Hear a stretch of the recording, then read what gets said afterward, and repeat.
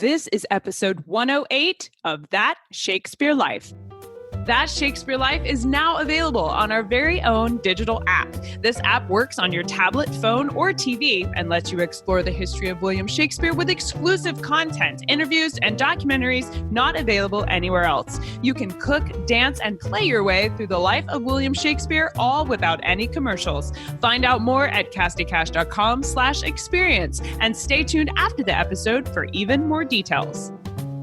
Hi. I'm Rebecca Lemon, professor of English at the University of Southern California and author of Addiction and Devotion in Early Modern England. Another great method for studying the life of William Shakespeare includes listening to this. It's That Shakespeare Life with my friend Cassidy Cash.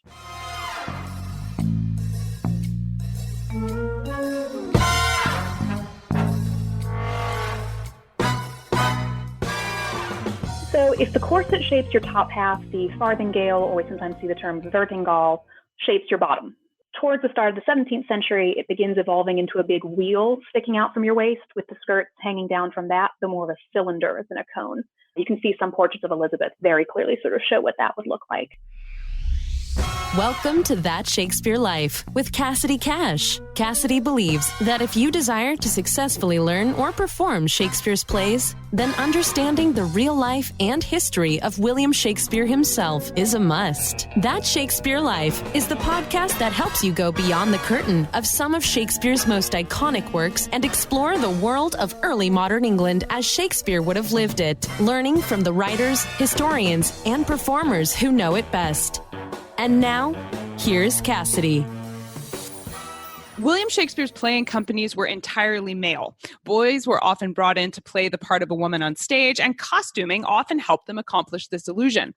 The actual costumes themselves were often donated by the houses of playing companies' patrons, so the clothes they wore on stage were actual outfits of noble families. Not only does this mean the outer dress of the female character was accurate, but the undergarments had to be correct as well, since using rigid corsets, farthingales, and petticoats under your clothes to achieve almost inhuman shapes for women was the fashion for Elizabethan England. To examine how this might have worked practically for Shakespeare's playing company, we are going to explore one of the most famous female undergarments of the 16th century, the corset. The first historical written reference to a separate undergarment for women is found in the wardrobe accounts of Mary Tudor. There, the records indicate Mary had, quote, an item for making one pair of bodies of crimson satin, item for making two pairs of bodies for petticoats of crimson satin, item for making a pair of bodies for a Verthingall of crimson Grosgrain, end quote. The fashion of using what's called a pair of bodies, which clothing historians explain is another phrase for corsets, was a staple item for women in Elizabethan England. Not all women were able to afford the bright red undergarments apparently favored by Mary Tudor, nor the silk and satin she uses in this wardrobe account either. Considering these items were part of a woman's underclothes, they were intentionally not on public display. And that means, with the exception of one or two portraits which were rather scandalous for their time, along with only two surviving corsets from the time period at all, it takes a great deal of research to piece together the history of women's undergarments from Shakespeare's lifetime. Our guest this week, Cass Morris, is an expert in just this area of history. She joins us today to set straight some of the myths about what women wore in the 16th century, as well as to share what she's learned about how Shakespeare's playing company portrayed female characters on stage and whether items like a corset could have been used or varied to distinguish between the classes of women in Shakespeare's stories. Cass Morris works as a writer and educator in Central Virginia and occasionally moonlights as a bookseller in the Outer Banks of North Carolina. From 2010 to 2017, she worked as academic resources manager at the American Shakespeare Center in Stoughton, Virginia. During her time there, she composed over 20 full-length teaching guides for Shakespeare's plays, as well as developed and led workshops for students of all ages and experience levels. She has presented at events including the Shakespeare Association of America Conference, the Halved Heart Conference at Shakespeare's Globe, Shakespeare Theatre Association Teaching Practicums, and the Blackfriars Conference. She also contributed to essays in Shaping Shakespeare for Performances, The Bare Stage, and Shakespeare Expressed, Page, Stage, and Classroom in Shakespeare and His Contemporaries. She completed her Master of Letters at Mary Baldwin University and earned her undergraduate degree in English with a minor in history from the College of William and Mary in 2007. Cass reads voraciously, wears corsets voluntarily, and will beat you at Mario Kart. Her debut novel, From Unseen Fire, Book 1 of the Avon Cycle, is a Roman-flavored historical fantasy released in 2018. Hello, Cass. Welcome to the show. Hey there. Thank you so much for having me. What is the difference between a bodice and a corset? So it's great to begin with the terminology because these words change meaning a lot over time. The word corset doesn't actually come into English until 1795, and it doesn't really start seeing broad use until the late 1820s. Before then, the term stays was a lot more common, and in the Elizabethan period, we see the term a pair of bodies or a bodice. We do see the term corset in French starting earlier than that, I think sometime in the 15th century, but it doesn't migrate to English until much later. As we use the terms now, the difference is something of outerwear versus underwear. We typically think of bodices as an outer garment meant to be seen and shown off, and the corset as an undergarment. We also usually think of a corset being things like Scarlett O'Hara, that exaggerated hourglass shape that requires all the sucking in and redistributing of internal organs. The Elizabethan garment was much, much different. The whole idea was to create a smooth, flat exterior. It really didn't suck you in. It could, in fact, add bulk. Having worn them, it often makes you actually a little bit lighter than you are naturally. Early in the period, this is an inverted cone shape. And then when we move into the 17th century, it starts flattening more and the waistline drops to create a longer line. There's sort of a general disclaimer for anything I say today. The shape changes a lot, even within just Shakespeare's lifetime. So there's a lot of variety. As you would expect with fashion in general, for there to be variations. Now, Queen Elizabeth had several pairs of bodies, this phrase that you're outlining for us here. And it does often describe corsets as you suggest, but it's listed in her wardrobe accounts, including one from 1571, which refers to, quote, a pair of bodies of black cloth of silver with little skirts. Cass, is this reference talking about a corset, or is this something that's attached to a petticoat? What does it mean about with little skirts? It's a great question because it's an example of how this fashion changes over time. And this is sort of still pretty early in the development of the garment. The bodice wasn't a separate garment until about the 1550s. Before that, you might slip your boning into the upper portion of an already extant gown. As it evolves into an undergarment, it separates from the skirts, but that doesn't happen uniformly or all at once. They didn't all just stop wearing the one kind and start wearing the new kind all in 1 year or anything. So sometimes the pair of bodies would be totally detached from another garment, and sometimes they would still be permanently attached, and sometimes they'd be held together by ties, so you could sort of go with or without. In Elizabeth's case, in this 1571 reference, it probably is, yes, the pair of bodies would be stiffened with boning. It would have, the boning channels, but it would also have sort of a petticoat attached to it to provide volume for the underskirt.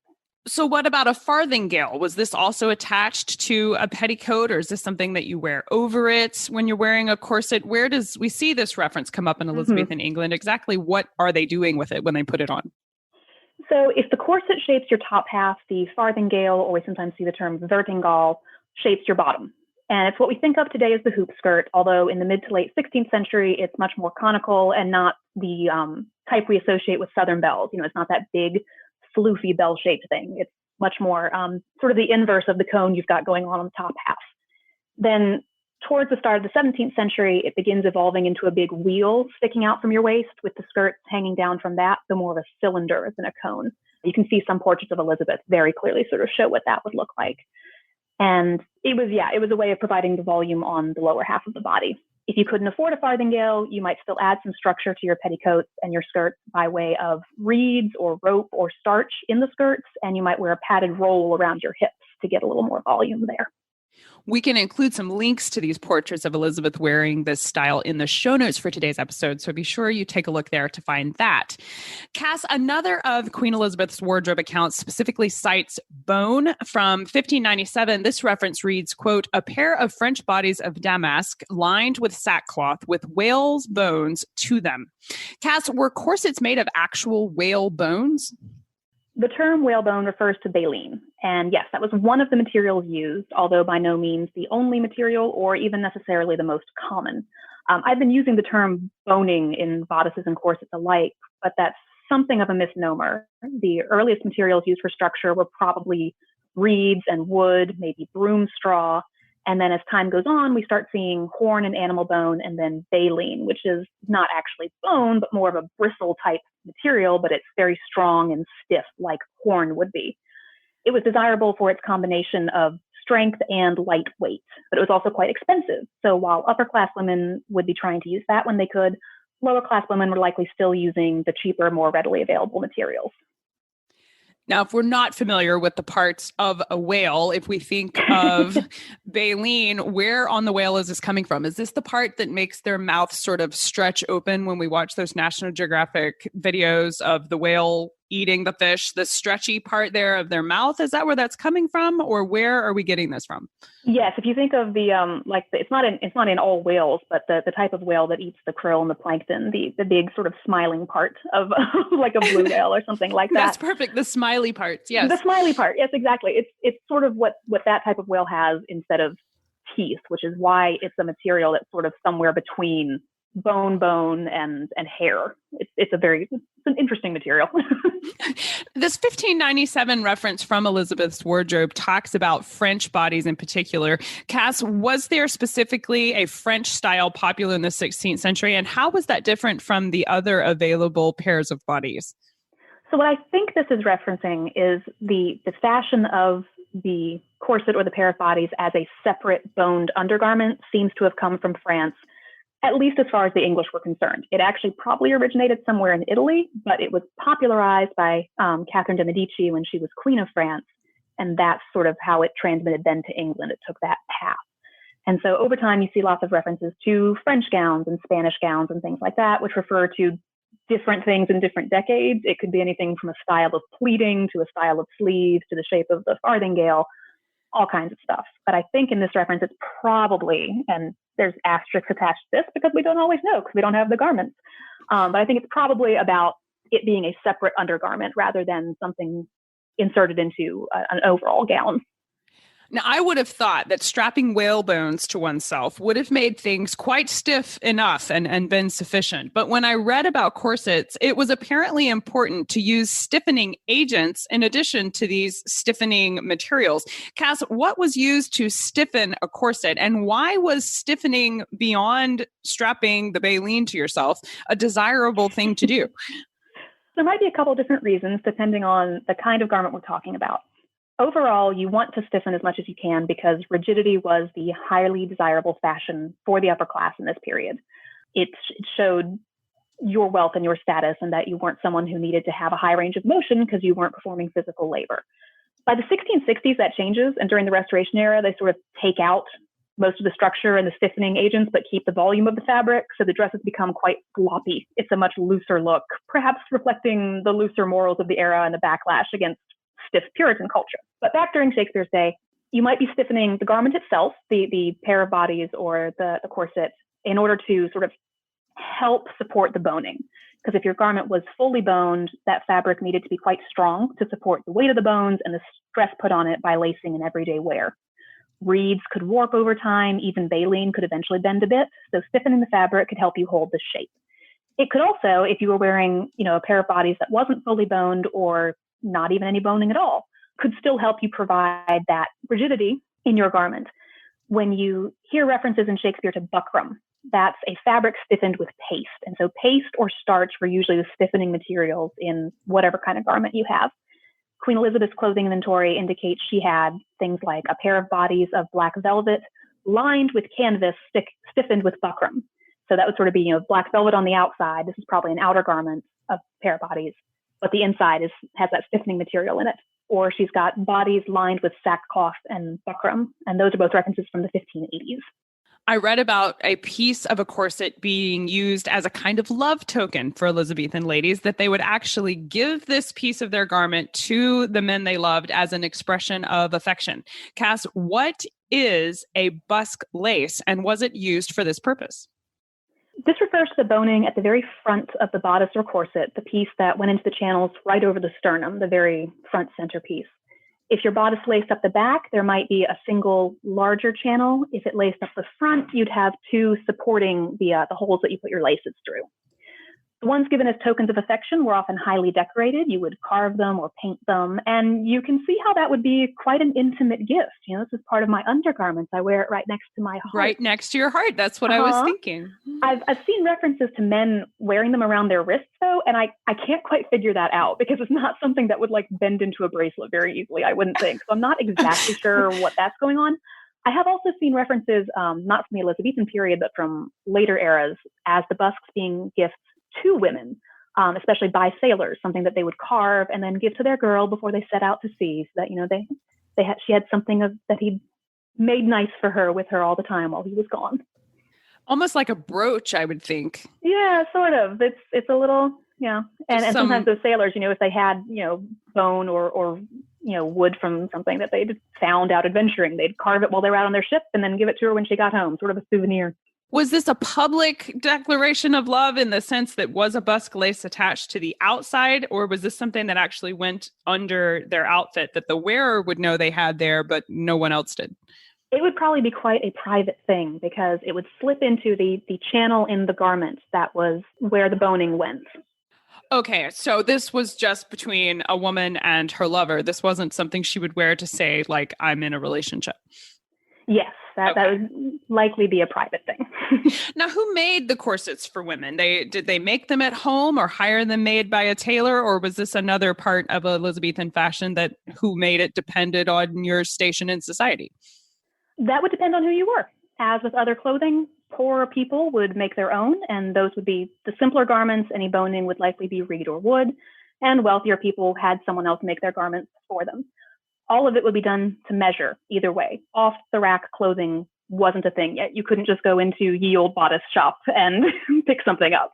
There is a famous corset, and now it's famous for the wearer as well, because it's one of the only surviving corsets in existence from the 16th century. It's called the effigy corset, which, as I understand it, was placed on the effigy of Elizabeth I after she died. Cass, why was Elizabeth's effigy given a corset, and why is the effigy corset so important to understanding this garment's history? The effigy corset is a really interesting garment with a peculiar history. For a long time, it was thought that it actually wasn't original to Elizabeth's funerary outfit because the style seems like it comes from a slightly later period of stays. It's longer in the waist. It has longer tabs around the waist, the way the boning is aligned, things like that.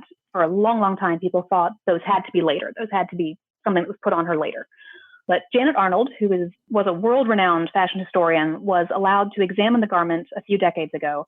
And she dated it to the time of Elizabeth's death. She thinks it was probably made for her, specifically for her funeral. It shows no signs of wear. It doesn't seem like it was a garment she actually wore during her lifetime. It was made as part of her funerary dress in the same way we might bury someone in a tuxedo or a fancy dress today. It was made for that purpose. Except this wouldn't have been put on Elizabeth's actually physical body, but instead on an image of her at her funeral. We think, yes, Okay. I think that's correct. Although what was done, at the actual time, it might have been on her body and taken off. We're not quite sure. And that means we don't quite know how much to trust the garment as an example of what people actually wore, because it was made, not for wear. But it also seems to have been made probably patterned off of, her tailor. I think Janet Arnold found a reference to her tailor having made it off of patterns he would have had for Elizabeth anyway. So how close is it to what she actually wore? It's hard to be certain.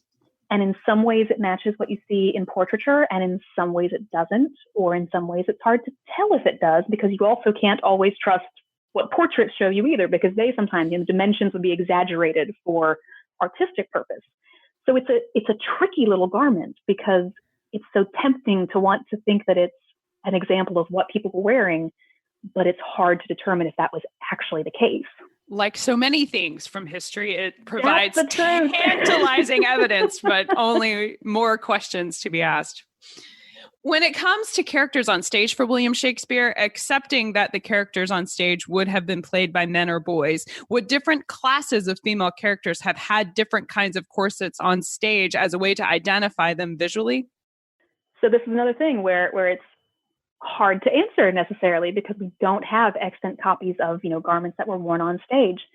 The answer is probably because we know they used costume to communicate so many things, but they could also be quite loose with what they decided to show.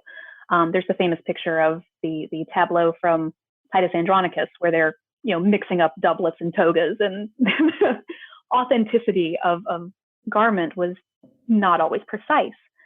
We also don't see a ton of lower class or middle class women in Shakespeare's plays, but someone like Mistress Quickly or Mistress Ford probably would have been dressed much more simply than a Lady Macbeth or a Queen Gertrude. They probably wouldn't have been wearing farthingales, but they might have worn rolls around their hips to pad them out and give them closer to that fashionable silhouette. Someone like Doll Tearsheet might be simpler dressed yet, maybe with just a few simple bones in her bodice, maybe none at all. She might have had the paste-stiffened garments. And then if we look outside Shakespeare to plays like the city comedies, which would have more middle-class women, you might see a wide variety based on their relative wealth, but also their aspirations. Social climber might wear the fanciest stuff she could get away with, while a more modest character might confine herself to simpler styles, if we think they were being that careful about what their clothing was communicating. We also have to think about where the garments came from. A lot of what the playhouses used as their costume stock were cast-offs from the aristocracy. So you might have sort of an influx of higher class garments that you would use for especially, your queens and your ladies. But not all of their clothing came that way. We can see in Philip Henslow's diaries that, not everything was aristocratic in origin. They had some pieces made for them or they bought them. And so it's very hard to say how much they would have leaned into what the character, what would have been perfectly appropriate for the character versus what they wanted to show off on stage. Because part of why people came to the plays was to see these fantastic garments and fancy stuff.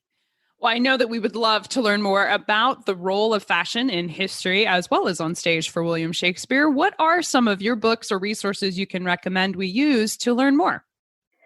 So Janet Arnold's whole catalog, she's really the gold standard for clothing in this period, especially her Handbook of Costume and Patterns of Fashion, the Cut and Construction of Clothes for Men and Women, 1560 to 1620, and her book, Queen Elizabeth's Wardrobe Unlocked. We'll go really deep into that era specifically.